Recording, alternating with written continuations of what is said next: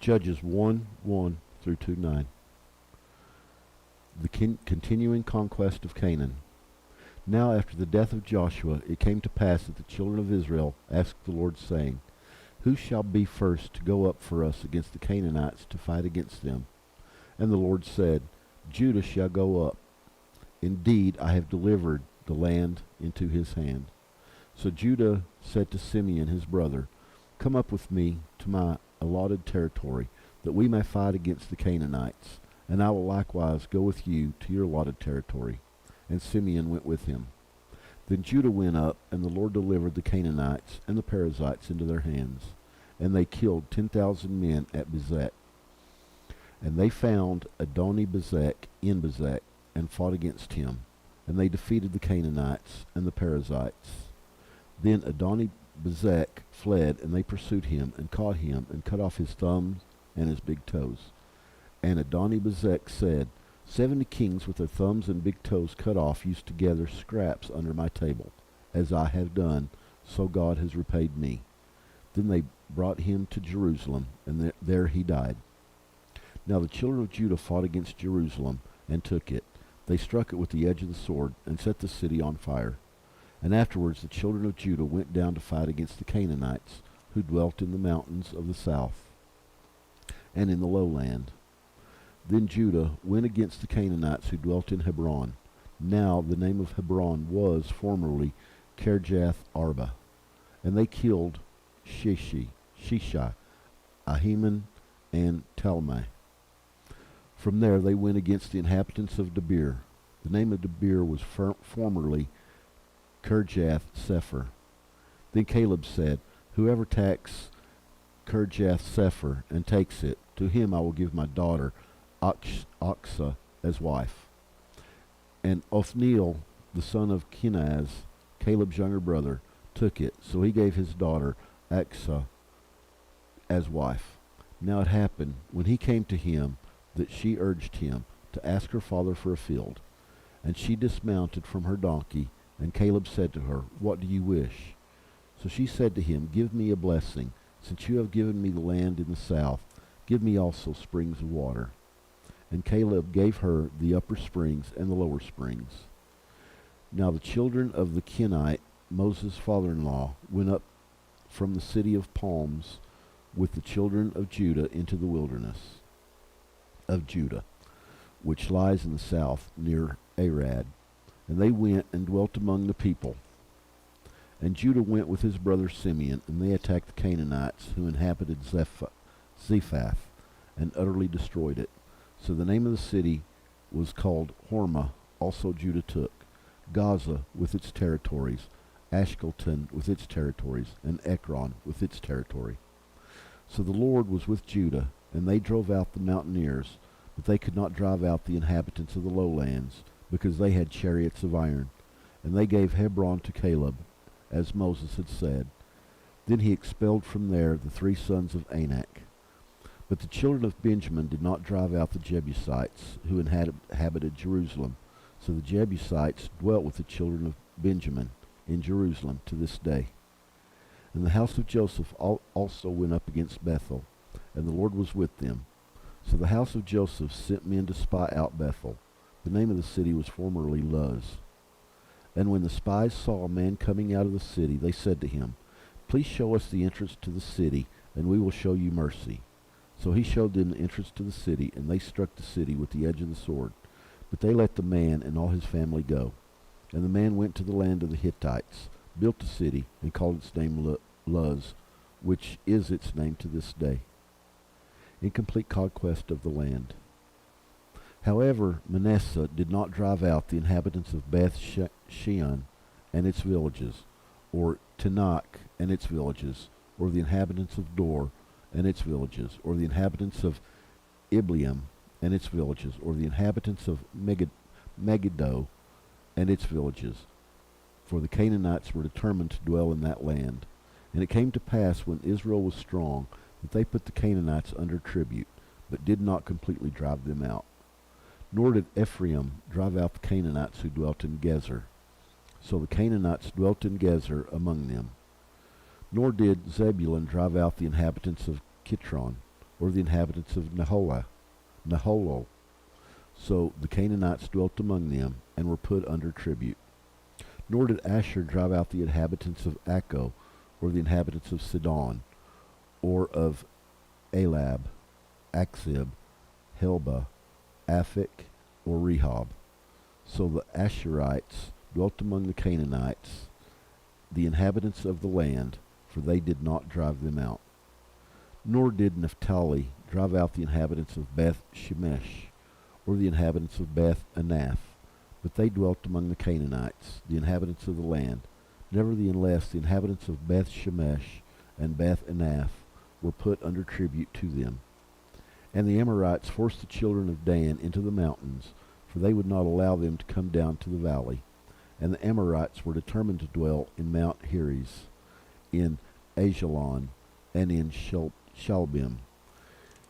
Yet when the strength of the house of Joseph became greater, they were put under tribute. Now the boundary of the Amorite was from the ascent of Akrabim, from Selah and upwards. Israel's disobedience. Then the angel of the Lord came up from Gilgal to Bochim, and said, I led you up from Egypt, and brought you to the land of which I swore to your fathers. And I said, I will never break my covenant with you, and you shall make no covenant with the inhabitants of this land. You shall tear down their altars, but you have not obeyed my voice. Why have you done this? Therefore I also said, I will not drive them out before you, but they shall be thorns in your side, and their God shall be a snare to you. So it was, when the angel of the Lord spoke these words, that all the children of Israel, that the people, lifted up their voice and wept. When they called the name of that place Bochim, and they sacrificed there to the Lord. And when Joshua had dismissed the people, the children of Israel went each to his own inheritance to possess the land. Death of Joshua. So the people served the Lord all the days of Joshua, and all the days of the elders who outlived Joshua, who had done all the great works of the Lord, which he had done for Israel. Now Joshua the son of Nun, the servant of the Lord, died when he was 110 years old, and they buried him within the border of his inheritance at Timnath Heres, in the mountains of Ephraim, on the north side of Mount Gash.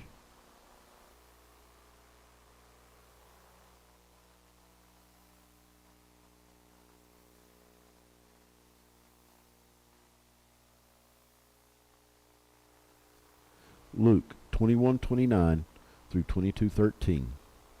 The parable of the fig tree. Then he spoke to them a parable. Look at the fig tree and all the trees. When they are already budding, you see and know yourselves that summer is now near. So you also, when you see these things happening, know that the kingdom of God is near. Assuredly, I say to you, this generation will by no means pass away till all things take place. Heaven and earth will pass away, but my words will by no means pass away. The importance of watching. But take heed to yourself, lest your hearts be weighed down with carousing, drunkenness, and cares of this life, that the day come on you unexpectedly. For it will come as a snare on all those who dwell on the face of the whole earth. Watch therefore and pray, always, that you may be counted worthy to escape all these things that will come to pass, and to stand before the Son of Man. And in the daytime he was teaching in the temple, but at night he went out and stayed on the mountain called Olivet. Then early in the morning all the people came to him in his temple to hear him. The plot to kill Jesus. Now the feast of unleavened bread drew near, which is called Passover, and the chief priests and the scribes sought how they might kill him, for they feared the people. Then Satan entered Judas, surnamed Iscariot, who was numbered among the 12.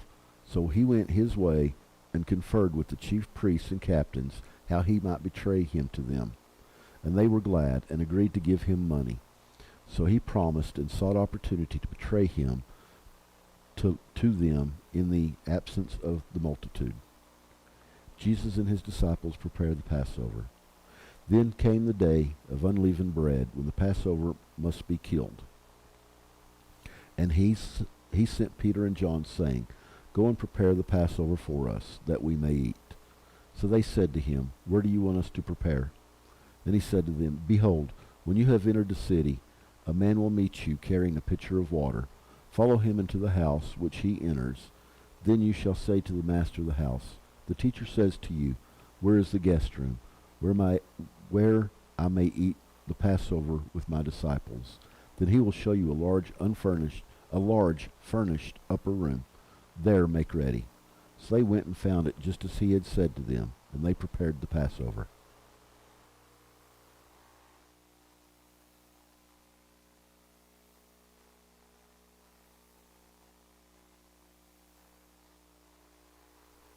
Psalms 91 through 91:16.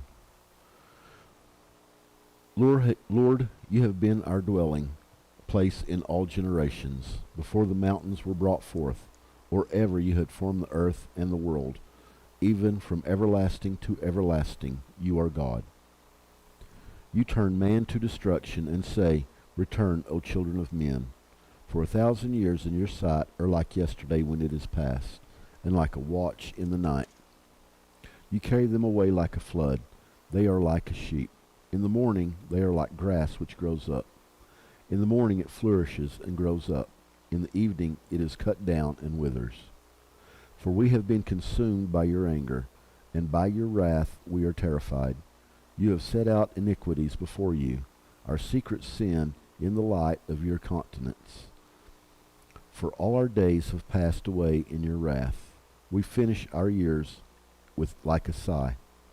The days of our lives are 70 years, and if by reason of strength they are 80 years. Yet their boast is only labor and sorrow, for it is soon cut off, and we fly away. Who knows the power of your anger? For as the fear of you, so is your wrath. So teach us to number our days, that we may gain a heart of wisdom. Return, O Lord, how long? And have compassion on your servants. O satisfy us early with your mercy, that we may rejoice and be glad all our days. Make us glad according to the days in which you have afflicted us, the years in which you have seen evil. Let your work appear to your servants, and your glory to their children. And let the beauty of the Lord our God be upon us, and establish the work of our hands for us. Yes, establish the work of our hands. Psalm 91. He who dwells in the secret place of the Most High shall abide under the shadow of the Almighty. I will say of the Lord, He is my refuge and my fortress, my God, in Him I will trust. Surely He shall deliver you from the snare of the fowler, and from the perilous pestilence. He shall cover you with His feathers, and under His wings you shall take refuge. His truth shall be your shield and buckler. You shall not be afraid of the terror by night, nor of the arrow that flies by day, nor of the pestilence that walks in darkness, nor of the destruction that lays waste at noonday. 1,000 may fall at your side, and 10,000 at your right hand, but it shall not come near you. Only with your eyes shall you look and see the reward of the wicked. Because you have made the Lord, who is my refuge, even the Most High, your dwelling place. No evil shall befall you, nor shall any plague come near your dwelling. For He shall give His angels charge over you, to keep you in all your ways.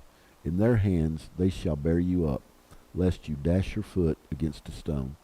You shall tread upon the lion and the cobra. The young lion and the serpent you shall trample underfoot. Because He has set His love upon me, therefore I will deliver him. I will set him on high, because he has known my name. He shall call upon me, and I will answer him. I will be with him in trouble. I will deliver him and honor him. With long life I will satisfy him, and show him my salvation.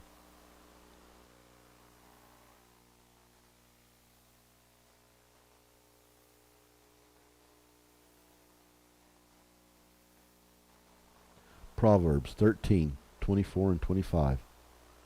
He who spares his rod hates his son, but he who loves him disciplines him promptly.